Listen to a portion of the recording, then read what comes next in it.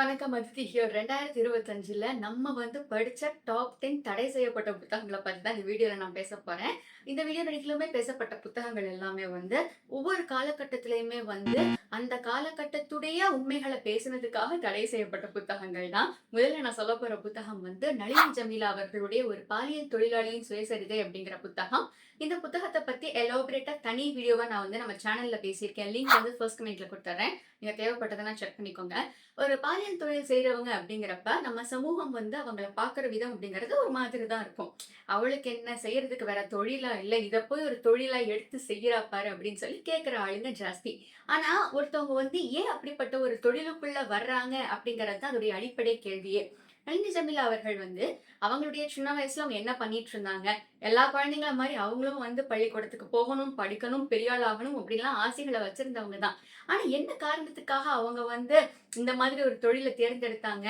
அதுக்கப்புறமா அந்த தொழில்ல அவங்க என்னென்ன மாதிரியான மனிதர்கள் எல்லாம் சந்திச்சாங்க? இப்ப நம்ம வெளிப்படையா பார்க்கிறப்ப, ஒரு மனிதர் இப்படி இருக்காங்க. அவர் ஒரு நல்லவரு அப்படின்னு நம்ம சொல்லிருவோம். ஆனா, மனிதர்களுடைய ஆழ் மனசுல இருக்கிற வக்கிரமான எண்ணங்கள்லாம் எப்படி ஒரு பாலியல் தொழிலாளி கிட்ட வர்றப்ப தான் தீர்த்துக்கப்படுது அப்படிங்கிறதெல்லாம் ரொம்ப கனத்த மனசோட இந்த புத்தகத்துல அணுகியிருப்பாங்க. சாதாரணமா பார்க்கிறதுக்கும், அவங்கள இரவுல பார்க்கிறதுக்கும் கம்ப்ளீட்லி டிஃபரெண்ட் மனிதர்களா இருப்பாங்க அப்படின்னு சொல்லியிருப்பாங்க. சரி, இந்த புத்தகம் எதுக்காக தடை செய்யப்பட்டது அப்படின்னா, உண்மைகள உரக்க சொன்னதுக்காக அப்படிங்கிறது அடிப்படையா இருக்கிற காரணம். இன்னும் வேறு சில காரணங்கள் என்ன அப்படின்னா, இவங்க இவ்ளோ வெளிப்படையா இந்த மாதிரி விஷயங்கள பத்தி சொல்றாங்க. இத படிக்கிறப்ப, நம்ம வீட்டு பொம்பள புள்ளைங்களோட வாழ்க்கை கெட்டு போயிரும் அப்படிங்கிறத ஒரு ஸ்ட்ராங்கான பாயிண்ட்டா வச்சிருக்காங்க. ஏன்னா, அவங்க பாலியல் தொழில பத்தி அவங்களுடைய அணுகுமுறையே ரொம்ப ஒரு மாதிரி கேஷுவலா எழுதியிருப்பாங்க. ஆமா, இப்படி இருந்தது, இப்படி நடந்தது அப்படின்னு சொல்லிட்டு, ஒரு மாரி சரளமான நடையில எழுதியிருப்பாங்க. நமக்கு படிக்கிறப்ப ஒரு மாரி ஐய்யயோ! அப்படின்ற மாரி இருக்கும். ஆனா, அவங்க எழுதினது ரொம்ப அப்படியே சரளமா, ஆமா இன்னைக்கு செவ்வாய்க்கிழமை அப்படிங்கிற மாரியே அவங்க எழுதியிருப்பாங்க.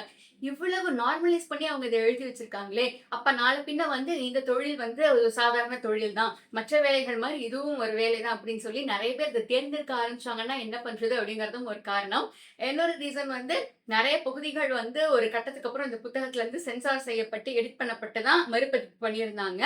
அந்த சென்சார்ட் வெர்ஷன்ஸ் எல்லாமே என்னென்ன இடங்கள சென்சார் பண்ணியிருக்காங்களோ, அதெல்லாமே வெளிய அப்படிலாம் சொல்லிறக்கூடாது நம்ம. சில விஷயங்கள நம்ம மறைச்சு தான் வைக்கணும் அப்படிங்கிற காரணத்துக்காக அந்த மாரி விஷயங்கள சென்சார் பண்ணியிருந்தாங்க. எது எப்படியோ, இந்த புத்தகம் நெடுகிலுமே ஒரு மாதிரி ஒரு நம்ம மனச உலுக்குற மாதிரியான நெறைய விஷயங்கள் இதுல இருக்கும். அதுவும் இப்ப பெண்கள் இந்த காலகட்டத்திலயும் நெறைய விஷயங்கள் ஃபேஸ் பண்றாங்க. பட் அந்த ஒரு காலகட்டத்துல என்னென்ன மாதிரி மோசமான விஷயங்கள்லாம் அவங்க சந்திச்சாங்க அப்படிங்கிறத புத்தகம் நெடுகிலுமே எழுதியிருப்பாங்க. எல்லார் வாழ்க்கைக்குமே ஒரு பிடிப்பு அப்படிங்கிறது இருக்கிற மாரி, அவங்க வாழ்க்கைக்கும் அவங்க பொண்ணு தான் பெரிய பிடிப்பா இருந்திருக்காங்க. அவங்க பொண்ணுக்காக தான் அவங்க நெறைய விஷயங்கள் பண்ணியிருக்காங்க. இன்னைக்கு அவங்க சமூகத்துல ஒரு சமூக போராளியா, ஒரு சோசியல் ரைட்ஸ் வொர்க்கரா வேற ஒரு பரிணாமத்துல இருக்காங்க. அதுக்காக நம்ம நிச்சயமா அவங்கள பாராட்டி தான் ஆகணும். 2வது நான் சொல்லப்போற புத்தகம் பாரதியார் அவர்களுடைய ஒரு புத்தகம். பாரதியார் அவர்களுடைய கதையே மேல இருக்குன்னா யோசிச்சு பார்த்துக்கோங்க. 6ல் ஒரு பங்கு அப்படிங்கிற புத்தகம் தான் அது. இது ஒரு ஒரு நாவல் தான் அப்படின்னு சொல்லுவாங்க. சிறுகதை கிடையாது. பட் கொஞ்சம் பெரிய வெர்ஷன் ஆஃப் சிறுகதை அப்படின்னு சொல்லலாம். இந்த கதை தடை செய்யப்பட்டதுக்கான முக்கிய காரணமே இதுடைய முன்னுரை தான். அந்த ஃபர்ஸ்ட் பக்கத்துல எழுதியிருக்கிறது தான். அதாவது இன்னைக்கு எல்லாருமே சொல்லிக்கிட்டு இருக்க ஒரு விஷயம். அதாவது இந்த ஜாதி மத வேறுபாடுகள் எல்லாம் கலைஞ்சிருங்கப்பா. ஜாதிகள் இருக்கலாம், பல்வேறு தொழில்கள் இருக்கலாம். ஆனா அதோட அடிப்படையில ஒரு மனுஷனை நீங்க வேறுபடுத்தி பார்க்காதீங்க அப்படிங்கறத அவர் முதல் பக்கத்துல எழுதியிருந்திருப்பாரு. அதுக்கு அடுத்தபடி அந்த முதல் பக்கத்தோட கடைசி பேராலே பள்ளர் பறையர் அப்படிங்கிற மாரி ஒரு தூய இதோட இருக்கிறவங்களுக்கு இந்த புத்தகம் சமர்ப்பணம் அப்படின்னு எழுதியிருப்பாரு. தடை பண்ணது பிரிட்டிஷ்காரங்க. ஒரு ரீசன் இப்படியெல்லாம் சொன்னா இவங்க எல்லாம் ஒன்றுபட்டுருவாங்க. ஆக்சுவலி அவங்களுடைய மெயின் கான்செப்டே டிவைட் அண்ட் கான்கர் அப்படிங்கிறது தானே. சுதந்திர வேட்கையை தூண்டுற மாதிரி எல்லாம் இஷ்டத்துக்கு எழுதி வச்சுட்டா நாளை பின்ன அவங்க எல்லாம் ஒண்ணு சேர்ந்துருவாங்க. இது சரிப்பட்டு வராது அப்படின்னு சொல்லி பேன் பண்ணியிருக்காங்க. நம்ம ஜாதியோட அடிப்படையிலையும் மதத்தோட அடிப்படையிலையும் யாரையுமே வேறுபடுத்தி பார்க்க கூடாது அப்படிங்கிறது இன்னைக்கு சமூகத்துல பொதுவாகவே சொல்லப்பட்டுட்டு வர்ற ஒரு கருத்து தான். அதே மாதிரி இந்த புத்தகத்திலயுமே மதங்களுக்கு இடையில வேறுபாடு அப்படிங்கிறது இருக்கத்தான் செய்யும். ஒரு மதம் சொல்றது இன்னொரு மதம் சொல்லாதுன்னா பரவாயில்ல, அதுல ஒன்றும் பிரச்சனை இல்லை. ஆனா மதத்தோட அடிப்படையில யாரையுமே இழிவுபடுத்தி பார்க்க கூடாது. மதத்தோட அடிப்படையில வச்சுக்கிட்டு பெரிய பெரிய பிரச்சனைகளை உண்டு பண்ணக்கூடாது அப்படிங்கறத அந்த காலத்திலே பாரதியார் அவர்கள் எழுதியிருப்பாரு. இது இன்னைக்கு காலகட்டத்துக்கு நிச்சயமாவே பொருந்தி போகும் நான் நினைக்கிறேன். ஆனா வந்துட்டு இந்த மாதிரி வேறுபாடுகள்லாம் இருக்கக்கூடாது அப்படின்னு சொன்னதுக்காகவே இந்த புத்தகத்த வந்து தடை பண்ணி வச்சிருந்திருக்காங்க. ஒரு கட்டத்துக்கு அப்புறம் எல்லா புத்தகங்களுக்குமே வந்து பேன் அப்படிங்கிறது நீக்கப்படும். ஒரு குறிப்பிட்ட பாயிண்ட் வரைக்கும் ஒரு பயங்கர தீயா இருக்கும். ஆனா ஒரு பாயிண்ட்டுக்கு அப்புறம் வந்து ஓ அவ்வளோதானா?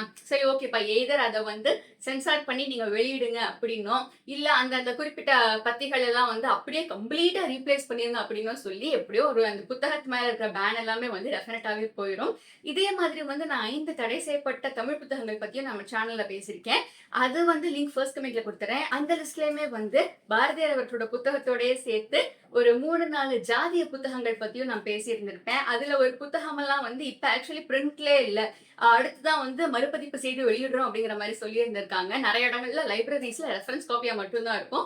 ஸோ அந்த மாரி ஜாதிகள பத்தி எழுதப்பட்டு தடை செய்யப்பட்ட புத்தகங்கள் வேணும்னா, நீங்க அதையும் வந்து செக் அவுட் பண்ணி பார்த்துக்கலாம். 3வதா நான் சொல்லப் போறது வந்து, கன்னித்தன்மைய பத்தி பேசின 5 புத்தகங்கள். அதாவது கன்னித்தன்மை அப்படிங்கிறது ஒரு பெரிய சோசியல் கான்ஸ்ட்ரக்ட். இப்ப வரைக்குமே நெறைய மருத்துவர்கள் எல்லாரும், இது வந்து ஒரு மனிதநேயமற்ற செயல். இந்த மாதிரியான விஷயங்கள் எல்லாம் வந்து பண்ணவே கூடாது. வெர்ஜினிட்டி டெஸ்ட்ஸ் எல்லாம் வந்து பேன் பண்ணியே ஆகணும். அது வந்து எந்த ஒரு மெடிக்கல் ரிசர்ச்க்கான ப்ரூஃபோ, எந்த ஒரு மருத்துவ தரவுகளுமே இல்லாத ஒரு விஷயம் அது அப்படின்னு இன்னைக்கு நெறைய பேர் சொல்லிட்டு இருக்காங்க. ஆனா தனித்தன்மை அப்படிங்கிறது இன்னைக்கு வரைக்கும் எல்லா இடங்கள்லயுமே வந்து அது ஒரு விஷயமா வந்து பார்க்கப்படுது. ஏன்னா நெறைய இடங்கள்ல வந்து 2 ஃபிங்கர் டெஸ்ட், அந்த திருமணத்தன்னைக்கு ராத்திரி வந்து வெள்ள பெட்ஷீட் குடுத்துவிட்டு, அடுத்த நாள் காலையில இந்த வெள்ள பெட்ஷீட்ல வந்து ரத்தம் இருக்கிறத வந்து வெளிய கொண்டு வந்து காட்டுறது. அந்த ரத்தம் இருக்கிறத வந்து நெறைய சமூகங்கள்ல வீட்டு வாசல்லலாம் வேற தொங்க விடுவாங்க. எதுக்குன்னா, ஒண்ணு வந்து திருஷ்டி கழியணும் அப்படிங்கிறதுக்காகவும், இன்னொன்னு வந்து பாத்தீங்களா, நாங்க கட்டிட்டு வந்த பொண்ணு வந்து நல்ல பொண்ணு தான், சுத்தமான பொண்ணு தான் அப்படிங்கிறத சொல்றதுக்காக.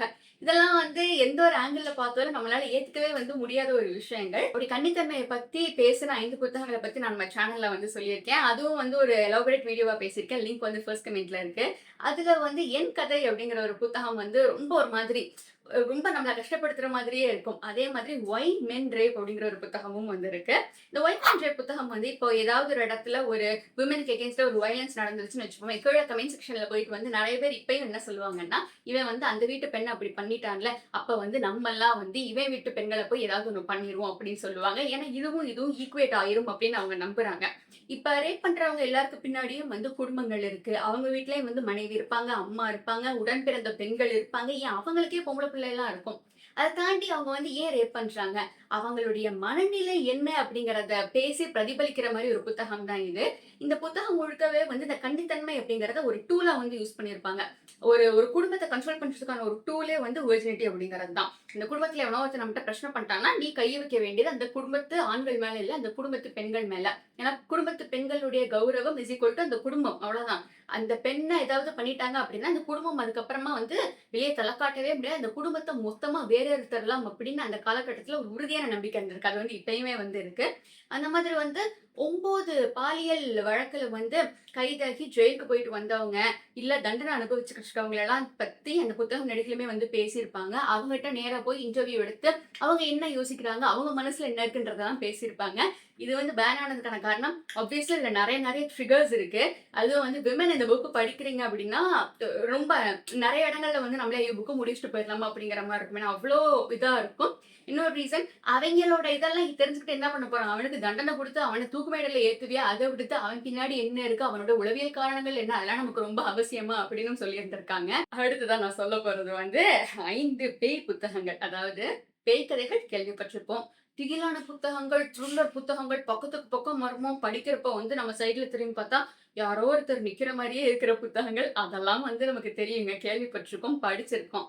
ஆனா, ஒரு புத்தகத்த வந்து நீங்க எடுத்து படிக்க ஆரம்பிச்சதுக்கு அப்புறம், எண்ணி இத்தன நாளைக்குள்ள அந்த புத்தகம் உங்கள கொலை பண்ணிரும்னு நான் சொன்னேன்னா, அதே மாதிரியே பகல் நேரத்துல நீங்க லைப்ரரியில எடுத்து படிச்ச ஒரு புத்தகம், ராத்திரியில வந்து உங்க வீட்டு கதவ தட்டி, "என்கூட ஏதாவது பேசு, எனக்கு ஒரு கதை சொல்லு" அப்படின்னு கேட்டுச்சுன்னா, உலகம் முழுக்கவே வந்து இந்த புக்க எடுத்து படிச்சாங்கன்னா, மரணம் நிச்சயம் அப்படிங்கிற மாரி நெறைய புத்தகங்கள் இருக்குங்க. அத பத்தியும் நான் எலாபரேட் வீடியோல பேசியிருக்கேன். ஆஸ் ஆல்வேஸ் லிங்க் ஃபர்ஸ்ட் கமெண்ட்ல இருக்கு. இந்த புத்தகங்கள் நெடுகிலுமே வந்து இதெல்லாம் வந்து ஓப்பன் பண்ணி படிங்கன்னு சொல்லவே மாட்டாங்க. ஏன்னா, இப்ப வரைக்கும் கூட நெறைய புத்தகங்களோட பிடிஎஃப் எல்லாம் இருக்கு. அந்த வீடியோலயே வந்துட்டு நெறைய பேர் கமெண்ட்ல கேட்டிருந்திருப்பாங்க. அக்கா பிடிஎஃப் எல்லாம் அவைலபிளா இருக்கான்ட்டு. பிடிஎஃப் எல்லாம் இருக்கு. பட் யாருமே அத படிக்கிறது இல்ல அப்படிங்கிறது தான் உண்மை. சரி அது உண்மையோ, பொய்யோ சில விஷயங்கள் வந்து நெறைய பேர் வந்து ட்ரை பண்ணி பார்க்க மாட்டாங்கல்ல. நமக்கு எதுக்குப்பா வம்பு நம்மளே ஏகப்பட்ட பிரச்சனையில இருக்கோம் அப்படின்னு சொல்லிட்டு. அந்த மாதிரி தான் இதுவும்.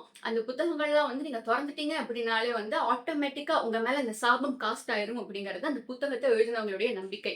அந்த புத்தகத்த படிச்சவங்களுடைய நம்பிக்கையும் அதுதான். ஏன்னா, அந்த புத்தகங்கள் எல்லாம் கொண்டு போய் லைப்ரரியில வச்சா, புத்தகங்கள்லாம் அந்த லைப்ரரி அந்த ரேக்க வந்து ஒருத்தவங்க ப்ரௌஸ் பண்ணிட்டே வர்றாங்கன்னு வச்சுப்போமே, புக்கெல்லாம் போய் அவங்க தலையில விழுகிறது, அவங்கள இஷ்டத்துக்கு அடிக்கிறது, கன்னா பின்னான்னு புரட்டி எடுக்கிறது, நைட் லைப்ரரியன் மட்டும் தனியா இருக்கிறப்போ புக்கெல்லாம் தனக்கு தானே பறந்து முன்னாடி வந்து உட்கார்றது, நெறைய நெறைய சம்பவங்கள் நடந்திருக்கு இந்த புத்தகங்கள் எல்லாம் சுத்தி.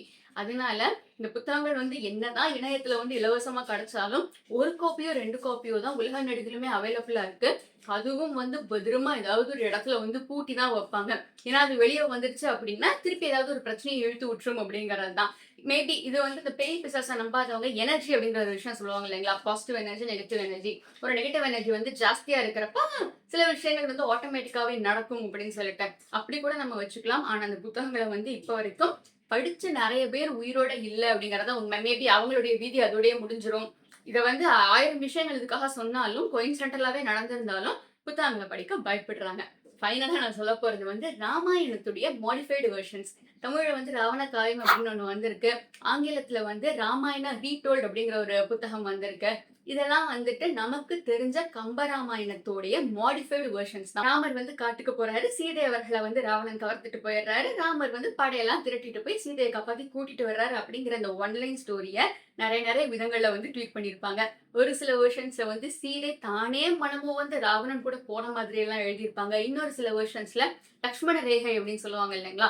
லக்ஷ்மணன் வந்து ஒரு கோடு போட்டு போயிருப்பாப்ல. அத தாண்டாதீங்க அண்ணி அப்படின்னு சொல்லிட்டு போயிருப்பாப்ல. பட் நம்ம அண்ணி வந்து அத தாண்டிருவாங்க அப்படின்ற ஒரு விஷயம் உண்டு. அந்த லக்ஷ்மண ரேகை அப்படிங்கிறதே கிடையாது. நெறைய நெறைய புனைவுகள் இருக்கு ராமாயணத்துக்கு. இன்னைக்கு வரைக்குமே வந்துட்டு இந்த ஜெயின் வெர்ஷன் ஆஃப் ராமாயணம்லாம் வந்து ராவணன் தான் சீதை அவர்களுடைய அப்பா அப்படின்னு சொல்லுவாங்க. ராவணன் வந்து ஒரு யாகம் பண்றப்ப அந்த யாகத்திலிருந்து வெளிப்பட்ட குழந்தை தான் நம்ம சீதா அவர்கள். அந்த குழந்தை வந்து ஒரு தப்பான நேரத்துல பொறந்ததுனால, அதுதான் உங்களுக்கு அழிவ கொண்டுட்டு வரும் அப்படின்னு ஜோதிடர்கள்லாம் சேர்ந்து சொல்ல, ராவணன் வந்து அந்த குழந்தைய ஒரு பெட்டிக்குள்ள போட்டு எங்கேயாவது கொண்டு போய் விட்டுட்டு வர சொல்லிடுறாரு. அப்படி விட்டுட்டு வந்த குழந்தை ஜனக மகாராஜா கையில கிடைக்குது. அதுதான் வளர்ந்து வந்து சீதையாகுது அப்படின்னு ஒரு வெர்ஷன்ல சொல்லுவாங்க. ஸோ இப்படி ஏகப்பட்ட புனைவுகள் இருக்கு ராமாயணத்துக்கு. ஆனா இப்ப வரைக்குமே உலகம் நெடுகிலுமே வந்து கம்பராமாயணத்துக்கு ஒரு தனி இடம் இருக்கு. ஏன்னா அதுதான் வந்து ஒரிஜினல் தி ஓஜி அப்படின்னு சொல்லி அதுக்கு ஒரு தனி இடம் இருக்கு. ஆனா இந்த நெறைய புனைவுகள் எல்லாமே வந்து மற்ற மதங்கள்ல அந்த மதத்துடைய தலையாய புத்தகமாவும் இந்த வேறு வேறு புனைவுகள் எல்லாமே வந்து இருக்கு. இந்த புனைவுகளுக்கெல்லாம் வந்து ஏகப்பட்ட பேர் இஷ்டத்துக்கு பேசாதீங்க. நீங்க வாட்டுல என்னமோ ஒண்ணு பண்றீங்க. இதெல்லாம் பேன் பண்ணுங்க. அப்படி இப்படின்னு நெறைய விஷயங்கள் வந்து சொல்லியிருந்தாலும், இந்த புனைவுகளும் வந்து அதாவது இந்த கதைக்கு வந்து ஒரு பல்வேறு வெர்ஷன்ஸ் இருக்குன்னு சொல்லுவாங்க இல்லைங்களா? அந்த மாதிரி 10ஓட 11 வெர்ஷனா அந்த புனைவுகளும் வந்து இருக்கு. எது எப்படினாலும் நம்ம சினிமால வந்து ராமாயணத்த விடவே மாட்டாங்க. ஏன்னா தமிழ்ல எடுத்துட்டாங்க, ஹிந்தியில எடுத்துட்டாங்க, ஹிந்தியில திருப்பி எடுக்குறாங்க. எனக்கு தெரிஞ்சு ராமாயணத்த வந்து அது எத்தன புனைவுகள் இருக்கோ, அத்தன படங்கள் வந்துரும்னு நெனைக்கிறேன். ஆனா ட்விஸ்ட் என்ன அப்டின்னா, எல்லா படங்களும் வந்து ஒரே கத தான். நமக்கே வந்து சீன் பை சீன் தெரியும். ஸோ இதுதான் வந்து இந்த வீடியோ நடிகையிலுமே நான் சொன்ன தடை செய்யப்பட்ட புத்தகங்கள்ல வந்து ஒரு 10 புத்தகங்களுக்கு மேலே இந்த லிஸ்ட்ல வந்து கவர் ஆயிடுச்சு. இதோடைய எலாபரேட் வீடியோஸ் வேணும்னா நான் ஃபர்ஸ்ட் கமெண்ட்ல குடுத்துருக்கேன். நீங்க போய் செக் பண்ணி பார்த்துக்கலாம். அண்ட் இந்த வீடியோ பத்தி நீங்க என்ன நெனைக்கிறீங்க அப்டின்னு கமெண்ட்ல சொல்லுங்க. அண்ட் நம்ம சேனல்ல வந்து 2025 ராப் அப் வந்து போட்டுட்டு இருக்கேன். நான் இதுக்கு முன்னாடி வந்து டாப் 10 தமிழ் புத்தகங்கள், த்ரில்லர் புத்தகங்கள்லாம் போட்டிருந்தேன். அதுவும் வந்து பிளேலிஸ்ட் ஆட் பண்ணியிருக்கேன். நீங்க வந்து செக் அவுட் பண்ணி பார்த்துக்கலாம். So what else do you want to see in our channel அப்படின்னு சொல்லுங்க. அண்ட் வெரி ஹாப்பி அட்வான்ஸ் 2026 2026க்கு நீங்க என்னென்ன ரீடிங் பிளான்ஸ்லாம் வச்சிருக்கீங்க அப்படின்னு சொல்லுங்க.